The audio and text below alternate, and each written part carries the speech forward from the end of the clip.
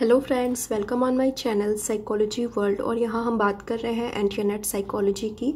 और यहाँ हमारा थर्ड यूनिट साइकोलॉजिकल टेस्टिंग, इसके टॉपिक्स हम यहाँ पे कवर कर रहे हैं। प्रीवियस वीडियोस को देखने के लिए, क्योंकि यहाँ पर 2 यूनिट्स ऑलरेडी कंप्लीट करा दिए गए हैं, emergency of psychology and research methodology and stats. इसके लिए आप प्लेलिस्ट में जा कर के देखें, अलग अलग प्लेलिस्ट बनी हुई है, सेपरेट प्लेलिस्ट अवेलेबल है। वहाँ पर आपको प्रीवियस सॉल्व पेपर्स भी मिल जाएंगे एंड यूनिट 1 और यूनिट 2 के वीडियोस भी सेपरेटली आपको मिल जाएंगे। साथ ही किस तरह से तैयारी करनी चाहिए, कौन से बुक से तैयारी कर सकते हैं आप एंटी साइकोलॉजी की, उसके लिए भी वीडियोस बने हुए हैं। डिस्क्रिप्शन में आपको इसका लिंक मिल जाएगा, यहाँ से भी आप जा सकते हैं, या फिर मेरे चैनल को ओपन करके भी डायरेक्टली आप वहाँ से प्रीवियस वीडियोज़ को देख सकते हैं। तो यहाँ पर हमने बात की थी साइकोलॉजिकल टेस्टिंग में, हमने वैलिडिटी के बारे में हमने डिस्कस किया हुआ था एंड इसके बहुत सारे टॉपिक्स कंप्लीट हो चुके हैं, क्योंकि साइकोलॉजिकल टेस्टिंग एक छोटा सा ही यूनिट है। सो यहाँ पर व्हाट इज़ साइकोलॉजिकल टेस्टिंग, इसके टाइप्स ऑफ साइकोलॉजिकल टेस्टिंग, इसके बारे में हम ऑलरेडी पढ़ चुके हैं। Item writing, item analysis, reliability, इसके टॉपिक्स हम कवर कर चुके हैं एंड वैलिडिटी के बारे में हम डिस्कस कर रहे थे। सो यहाँ पर आज इसके हम थर्ड टाइप के बारे में पढ़ने वाले हैं। सो वीडियो को स्टार्ट करने से पहले यहाँ पर थोड़ा सा हम रीव करेंगे कि प्रीवियस वीडियोस में हमने क्या चीज़ें पढ़ी थी। तो यहाँ पर हमने वैलिडिटी के मीनिंग को समझा था, व्हाट इज़ वैलिडिटी, इसकी डेफिनेशन को हमने देखा था। और साथ ही आगे हमने टाइप्स ऑफ वैलिडिटी के बारे में भी हमने डिस्कस किया हुआ था। इसके 3 टाइप्स बतलाए गए हैं, कंटेंट वैलिडिटी, अंतर्विषयी वैधता, कंस्ट्रक्ट वैलिडिटी, रचनात्मक वैधता एंड क्राइटेरियन रिलेटेड वैलिडिटी, कसौटी संबंधित वैधता। तो यहाँ पर फर्स्ट एंड सेकंड टाइप्स को ऑलरेडी हम कवर कर चुके हैं एंड आज की वीडियो में हम क्राइटेरियन रिलेटेड वैलिडिटी के बारे में पढ़ने वाले हैं। तो यहाँ पर पहले हम content validity and construct validity के बारे में थोड़ा सा ब्रीफ करते हैं। कंटेंट वैलिडिटी के बारे में हमने पढ़ा हुआ था, इसको और भी अलग अलग नेम से जाना जाता है, जैसे सुसंगति वैधता, आंतरिक वैधता, वृत्तीय वैधता, प्रतिनिधिकता वैधता एंड इसके डेफिनेशन को हमने समझा था। और इसके किस तरह से इसको कंडक्ट करवाया जाता है, किस तरह से इसके द्वारा वैलिडिटी को ज्ञात किया जाता है, इसके बारे में हमने पढ़ा था। एंड साथ ही साथ में हमने किस तरह से इसका निर्धारण किया जाता है, इसको भी हमने देखा हुआ था। साथ ही फेस वैलिडिटी के बारे में पढ़ा था। Face validity is very important term, ये आ सकता है एग्जाम में आपके। एंड आगे हमने कंस्ट्रक्ट वैलिडिटी के बारे में पढ़ा था और हमने देखा था कि इसको कारक वैधता भी कहा जाता है, इसको ट्रेट वैलिडिटी भी कहा जाता है। इसके डेफिनेशन को हमने समझा था एंड इसको देखा था कि कहाँ पर किन परिस्थितियों में इसको यूज़ किया जाता है। कंस्ट्रक्ट वैलिडिटी के बारे में हमने ये सारी चीज़ें कवर कर ली थी एंड साथ ही साथ में हमने इसके टाइप्स के बारे में भी पढ़ा था। इसके 2 टाइप्स की हमने अलग अलग सेपरेटली हमने डिस्कशन भी की थी। प्रीवियस वीडियोस में जाकर आप देख सकते हैं, आई बटन पे भी आपको प्रीवियस वीडियोस का लिंक मिल जाएगा। एंड आज की इस वीडियो में हम पढ़ने वाले हैं क्राइटेरियन रिलेटेड वैलिडिटी के बारे में। So let's start. Criterion related validity, ये बेसिकली बहुत ही किसी भी टेस्ट की वैलिडिटी को ज्ञात करने का बहुत ही अच्छा और बहुत ही नॉर्मल सा मेथड है और इसको साइकोलॉजिस्ट के द्वारा, रिसर्चर के द्वारा बहुत ज़्यादा इसका यूज़ किया जाता है। जैसे हमने कंस्ट्रक्ट वैलिडिटी में पढ़ा था कि उसका यूज़ थोड़ा कम किया जाता है, क्योंकि वो थोड़ा सा टफ होता है उसका कैलकुलेशन करना, लेकिन यहाँ पर content validity and criterion validity का बहुत ज़्यादा यूज़ होता है। तो यहाँ पर क्या होता है कि इस तरह की वैधता को ज्ञात करने में टेस्ट को किसी बाह्य कसौटी के साथ सहसंबंधित किया जाता है। मीन्स यहाँ पर क्या होता है कि एक तरह से अगर किसी भी टेस्ट की वैलिडिटी को निकालना है तो उसको किसी दूसरे टेस्ट के साथ में को रिलेट करके फिर हम इस टेस्ट की वैलिडिटी को ज्ञात करते हैं। तो ये बिल्कुल ध्यान में रखना है। एंड इसके 2 मेथड्स बतलाए गए हैं, या इसको हम 2 सब टाइप्स भी कह सकते हैं। पहला है समवर्ती वैधता, कॉनकरेंट वैलिडिटी एंड भविष्यवाणी वैधता, प्रेडिक्टिव वैलिडिटी। इसको 1 बाय 1 देख लेते हैं। बहुत ही सिंपल है, बहुत ही ईजी है।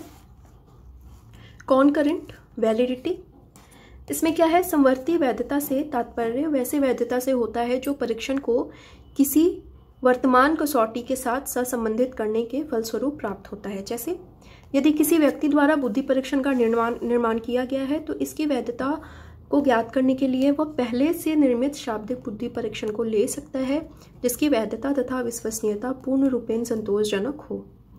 दोनों परीक्षणों को एक ही सैंपल पर अप्लाई किया जाएगा और दोनों से अगर एक ही रिजल्ट आता है तो उस टेस्ट की कॉनकरेंट वैलिडिटी का पता चलता है।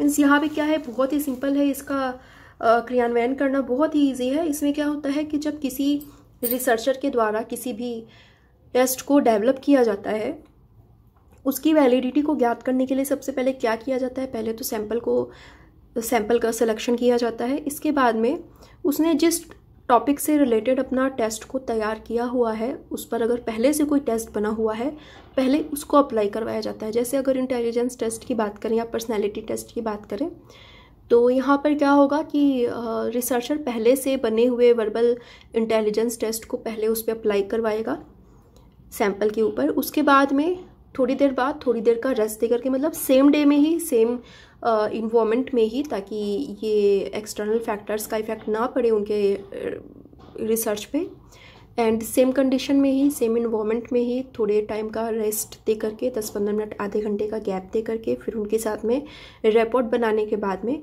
फिर अपने टेस्ट को वो सैंपल पर अप्लाई करेगा। इसके बाद में दोनों ही टेस्ट से जो रिज़ल्ट आएंगे उसको कोरिलेट करके देखा जाएगा कि क्या, क्योंकि सारे ही टेस्ट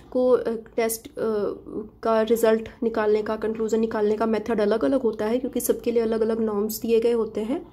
तो उसके अकॉर्डिंग ये तय करेगा कि सैंपल ने इसके द्वारा बनाए गए रिजल्ट में कहाँ तक वही स्कोर प्राप्त किया है जो कि पहले से जो टेस्ट रिलायबल है, वैलिड है, जिसका यूज़ होता आ रहा है, उस पर उसने जितना स्कोर किया उतना ही स्कोर या उसके आसपास का ही स्कोर उसने इसके टेस्ट पर भी किया या नहीं किया।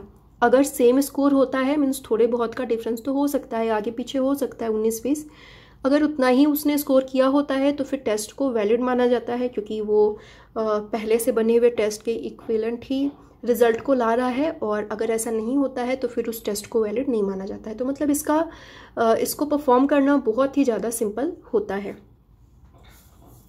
एंड आगे हम देखते हैं नेक्स्ट है प्रिडिक्टिव वैलिडिटी। प्रिडिक्टिव वैलिडिटी में क्या होता है, इसको हिंदी में भविष्यवाणी वैधता कहा जाता है। एंड भविष्यवाणी वैधता में परीक्षण को किसी ऐसी कसौटी के साथ सहसंबंधित कर लिया जाता है जो वर्तमान समय में उपलब्ध ना होकर भविष्य में उपलब्ध हो पाता है। यहाँ पर ना होगा, ना छूट गया है। एंड यहाँ पर क्या होता है कि भविष्यवाणी वैधता, प्रिडिक्टिव वैलिडिटी मीन्स ये बच्चा आगे जा कर के क्या करेगा। जैसे हम करियर काउंसलिंग की बात करते हैं तो करियर काउंसलर जो होते हैं वो किसी भी बच्चे को कैसे गाइड करते हैं कि आगे जाने के बाद ये करियर उसके लिए अच्छा होगा। तो एक तरह से वो प्रिडिक्ट कर रहे होते हैं। कैसे प्रिडिक्ट करते हैं, वो प्रेजेंट में उस पर टेस्ट को अप्लाई करते हैं और उसके बाद उसकी स्टडी कर रहे होते हैं। फिर जब बच्चा मैच्योर हो जाता है, जब उसको करियर ऑप्शन चुनने का टाइम आता है, या फिर जब वो करियर काउंसलर के अकॉर्डिंग करियर को चूज़ करता है और जब वो उसमें सक्सेसफुल होता है, तो पता चलता है कि वहाँ पर इसमें प्रिडिक्शन वैलिडिटी थी। इसको और भी सिंपल वे में हम समझ सकते हैं। जैसे क्लास की अगर हम बात करें, क्लास 10th की बात करें या क्लास 9th की बात करें, तो वहाँ पर एक मीन्स आजकल तो बहुत सारे टेस्ट होते हैं। जैसे नॉर्मली हम बात करें हाफ ईयरली और एनुअल एग्जामिनेशन के बारे में हम बात करते हैं। हाफ ईयरली एग्ज़ाम में जो बच्चा जितना स्कोर करता है उसको देखने के बाद ये एक मोटा मोटी आइडिया लगाया जा सकता है कि वो बच्चा फाइनल एग्ज़ाम में कितना स्कोर करता है। हाँ, ये बात अलग है कि कोई बच्चा ज़्यादा मोटिवेटेड होकर के, सेल्फ मोटिवेटेड होकर के रिज़ल्ट को बदल दे, लेकिन ऐसा बहुत ही कम बच्चों के साथ होता है। मैक्सिमम बच्चों के साथ वही होता है कि उनका जो IQ लेवल होता है वो बेसिकली उतना ही, वो हर जगह पे वो लगभग उतना ही वो शो करते हैं, हर फील्ड में वो वही चीज़ शो करते हैं। तो यहाँ पर मीन्स वही है कि अगर किसी क्लास में अगर एप्टीट्यूड टेस्ट को बनाया जा रहा है, अगर या फिर हम सिंपली बात करें, अगर हम नेट के बारे में ही बात करें, अगर कोई बच्चा नेट क्वालिफाई या फिर स्लैट की बात कर लेते हैं। वैसे तो स्लैट का जो लेवल होता है वो नेट से थोड़ा सा हल्का लेवल होता है, इजी लेवल होता है। फिर भी एक जस्ट इमेजिन और जस्ट एक एग्जांपल मैं दे रही हूँ। यहाँ पर मैं कोई भी स्टेटमेंट नहीं दे रही हूँ नेट के लिए या स्लैट के लिए, जस्ट एक एग्जाम्पल है ये। जैसे सपोज डैट अगर कोई बच्चा नेट में, स्लैट में उसने स्टेट का उसने नेट भरा और स्लैट में अगर वो क्वालिफाई कर जाता है, तो उसके बारे में प्रिडिक्ट किया जा सकता है कि वो आगे नेट को भी क्वालिफाई कर सकता है, या फिर उसके इक्विवेलेंट जो भी टीचिंग एप्टीट्यूड से रिलेटेड या टीचिंग से रिलेटेड जितने भी टेस्ट होते हैं, एक आइडिया लगा लिया जाता है कि वो उसको भी क्वालिफाई कर सकता है। तो मीन्स यहाँ पर बेसिकली वही चीज़ होता है कि यहाँ पर किसी भी परीक्षण को जब डेवलप किया जाता है, किसी भी टेस्ट को बनाया जाता है, तो उसको वहाँ पर चेक कराया जाता है, सैम्पल्स के ऊपर अप्लाई किया जाता है। इसके बाद में उस समय तो उसका रिजल्ट नहीं मिलता है, लेकिन ये बात पता होती है कि आज से 6 महीने के बाद क्लियर हो जाएगा कि मेरा टेस्ट वैलिड है या नहीं है। तो मतलब भविष्यवाणी वैधता हम इसको कह सकते हैं कि जब 6 मंथ के बाद में, आफ्टर 6 मंथ, फिर रिजल्ट वैसा ही होता है जैसा कि उस परीक्षण पर हुआ था, तो वहाँ पर उसको वैलिड मान लिया जाता है। तो बेसिकली यही है कॉनकरेंट validity and predictive validity. And I hope आपको ये क्लियर हुआ होगा, अच्छे से ये समझ में आया होगा। एंड इसके आगे एक और टर्म आता है, क्योंकि इसमें कोई भी कन्फ्यूज़न ना हो, ध्यान में रखना है कि सारे ही तीनों ही टाइप्स के तीनों ही मेथड्स के अलग अलग 2 सब टाइप्स बतलाए गए हैं। तो सबको आप ध्यान में रखें, किसी को भी आप स्किप नहीं करें एंड इसमें कोई भी कन्फ्यूज़न नहीं हो, इसलिए मैंने आगे आपके लिए डिफरेंसेस को भी मैंने लिखा हुआ है कि दोनों में क्या डिफरेंसेस हैं और क्या सिमिलैरिटीज़ हैं, जिससे कि आपको ये कॉन्सेप्ट क्लियर हो जाए। एंड यहाँ पर हम देखते हैं difference between कॉनकरेंट and predictive validity. तो यहाँ पर कॉनकरेंट वैलिडिटी और प्रेडिक्टिव वैलिडिटी के बारे में कहा जा रहा है। यहाँ पर है कॉनकरेंट वैलिडिटी में हम कह सकते हैं कि इसमें बाह्य कसौटी मौजूद होती है, मतलब हम कह सकते हैं इसमें एक्सटर्नल वैलिडिटी इसमें काफ़ी होती है, एक्सटर्नल वैलिडिटी इसमें अधिक होती है। और आगे प्रेडिक्टिव वैलिडिटी में हम देखते हैं कि इसमें बाह्य कसौटी एक खास समय बीतने के बाद ही उत्पन्न होती है। मतलब कॉनकरेंट वैलिडिटी जो होती है, अगर कॉनकरेंट वैलिडिटी का यूज़ किया जाता है, कॉनकरेंट वैलिडिटी मेथड का यूज़ किया जाता है, तो वो उसी समय हमें पता चल जाता है और बेसिकली ये एक्सटर्नल वैलिडिटी को बतलाता है। लेकिन प्रेडिक्टिव वैलिडिटी जो क्या होता है, इसमें जब हम प्रेडिक्टिव वैलिडिटी मेथड का यूज़ करके किसी भी टेस्ट के वैलिडिटी का पता लगाने की कोशिश करते हैं, तो वो हमें एक समय के बाद में पता चलता है कि वो टेस्ट हमारा वैलिड है या नहीं है।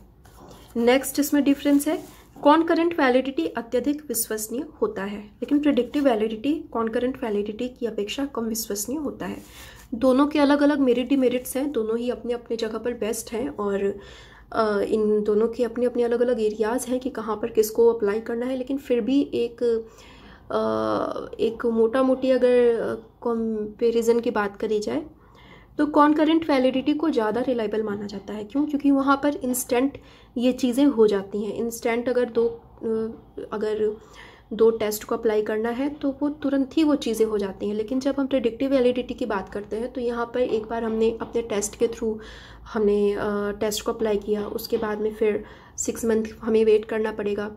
6 मंथ में हो सकता है कि बहुत सारी चीज़ें चेंज हो जाएं और वैसा रिज़ल्ट हमें नहीं आए जैसा कि हमें पहले के टेस्ट में रिज़ल्ट आया था, ये भी हो सकता है। इसलिए यहाँ पर ये कहा जा सकता है कि कॉनकरेंट वैलिडिटी जो है वो अधिक रिलायबल होता है as compare to predictive validity. लेकिन यहाँ पर एक इसका ये डिमेरिट भी हो सकता है कि कॉनकरेंट वैलिडिटी में क्या है, एक साथ 2 टेस्ट को अप्लाई किया जाता है, तो हो सकता है कि सैंपल का इंटरेस्ट कम हो सकता है उसके टेस्ट में।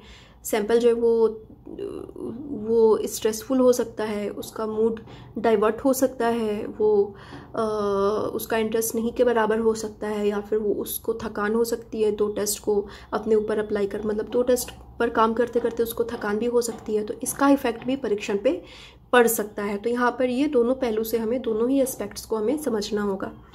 नेक्स्ट हम देखते हैं, इसमें बाह्य कसौटी मौजूदा समय में ही उपलब्ध होती है। बाह्य कसौटी जैसे एक तो हमने अपना जो हमने डेवलप किया उसको हमने अप्लाई किया, फिर जो पहले से रिलायबल और वैलिड टेस्ट है उससे रिलेटेड उसको हमने अप्लाई किया। तो मतलब हमें बिल्कुल एक टाइम पे ही, हमें जस्ट टाइम ही पता चल जाता है कि हमारा टेस्ट वैलिड है या नहीं है। लेकिन यहाँ पर क्या है कि समय बीतने के साथ में प्रेडिक्टिव वैलिडिटी में समय बीतने के बाद परीक्षण एवं कसौटी के बीच में साहचर्य की कमी भी आ जाती है। तो ऐसा भी हो सकता है कि फिर वहाँ पर हमारा जो रिज़ल्ट है वो थोड़ा सा अलग हो सकता है, जैसा आना चाहिए वैसा नहीं आ सकता है, क्योंकि अलग अलग वेरिएबल्स का भी, अलग अलग इंटरवेनिंग वेरिएबल्स का भी वहाँ पर इफेक्ट हो सकता है।